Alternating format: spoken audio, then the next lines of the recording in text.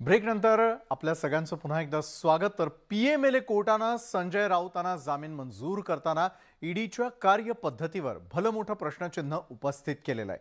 संजय राऊतांची अटक बेकायदेशीर असल्याचं मत कोर्टाने मांडलेलं आहे।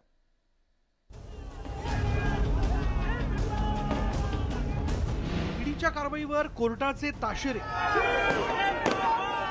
संजय राऊतांची अटक बेकायदा।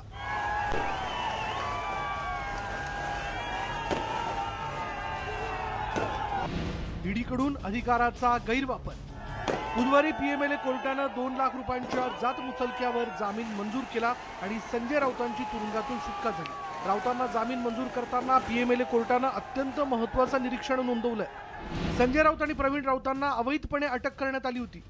ईडीने पीएमएलए कायद्याच्या कलम 19 नुसार संजय राऊतांना अटक केली, ती बेकायदेशीर होती असा ठपका कोर्टाने ठेवला।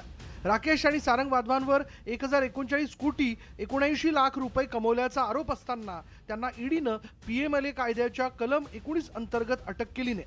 मात्र संजय राऊतांच्या अटकेसाठी कलम 19 चा वापर करण्यात आला। याशिवाय संजय राऊतांना मध्यरात्री अटक करण्याची गरज नव्हती असंही कोर्टाने म्हटलंय। बेकायदेशीर होती।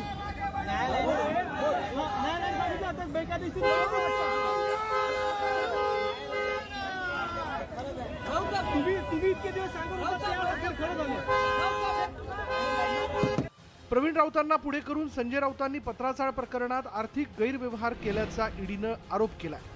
तसंच संजय राऊतच या प्रकरणाचे मुख्य सूत्रधार असल्याचा ईडीचा दावा होता। मात्र या प्रकरणी कोर्टाने ईडीच्या कार्यपद्धतीवर कठोर ताशेरे ओढलेत। त्यामुळे संजय राऊतांना मोठा दिलासा मिळाला, तर ईडीच्या एकूण कार्यपद्धतीवर प्रश्नचिन्ह निर्माण झालंय। Bureau report, news 18 Lokmat. तर प्राइम